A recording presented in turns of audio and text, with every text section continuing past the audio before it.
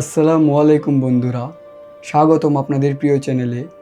বিশ্বকাপের উত্তেজনা শুরু হয়ে গিয়েছে, আর ইতিমধ্যেই প্রথম ম্যাচে পেয়েছে ফুটবল প্রেমীরা দারুণ কিছু মুহূর্ত।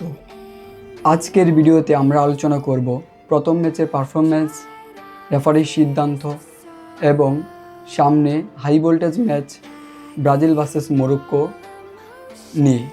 বিশ্বকাপের প্রথম ম্যাচটি ছিল বেশ উপভোগ করার মতো। দুই দলেই আক্রমণাত্মক ফুটবল খেলেছে এবং ম্যাচ জুড়ে ছিল টান টান উত্তেজনা।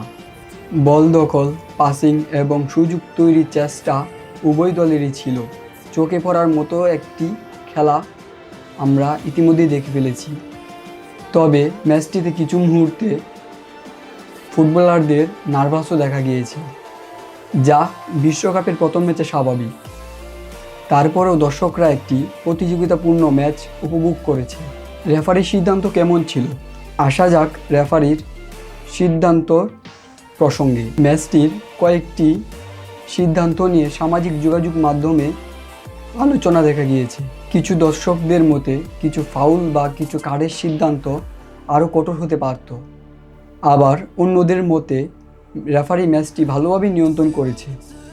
ভিআর ব্যবহারের ক্ষেত্রে রেফারি নিয়ম অনুযায়ী সিদ্ধান্ত নিয়েছেন বলেই বিশ্লেষকদের মতামত।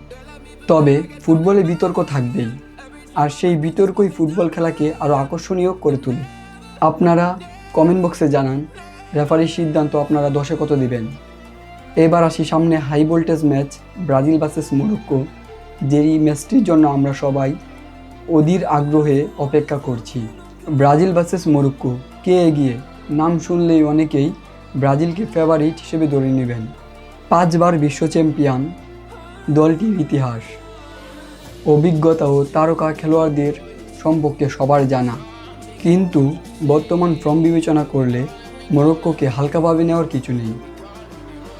বিগত কয়েক বছরে মরক্কো নিজের শক্তিমত্তার প্রমাণ দিয়ে এসেছে এবং তারা ইতিমধ্যে একটি শক্তিশালী দল হিসেবে প্রমাণিত। তাদের রক্ষণভাগ খুবই সংগঠিত, মাঝমাঠে রয়েছে গতি এবং কাউন্টার অ্যাটাকে তারা খুবই শক্তিশালী। অন্যদিকে ব্রাজিলের আক্রমণভাগ শক্তিশালী হলেও সাম্প্রতিক কিছু ম্যাচে তাদের রক্ষণভাগে দুর্বলতা দেখা গিয়েছে। আর মরক্কো কিন্তু গত বিশ্বকাপের সেমিফাইনাল খেলেছে। মরক্কোকে হালকাভাবে নেওয়ার কিছু নেই, তাই আমার কাছে মনে হয় মরক্কো ব্রাজিলের থেকে একটু হলেও এগিয়ে থাকবে। আপনার কি মতামত তা জানাতে ভুলবেন না। মরক্কো যদি নিজেদের পরিকল্পনা অনুযায়ী খেলতে পারে, তাহলে আমার মনে হয় ব্রাজিলকে বড় চ্যালেঞ্জের মুখোমুখি হতে হবে এবং তাদেরকে গ্রুপ পর্বে সবচেয়ে বড় পরীক্ষাটা দিতে হবে। তো বন্ধুরা, বিশ্বকাপের প্রথম ম্যাচ নিয়ে আপনাদের মতামত কী? রেফারির সিদ্ধান্ত কি ঠিক ছিল?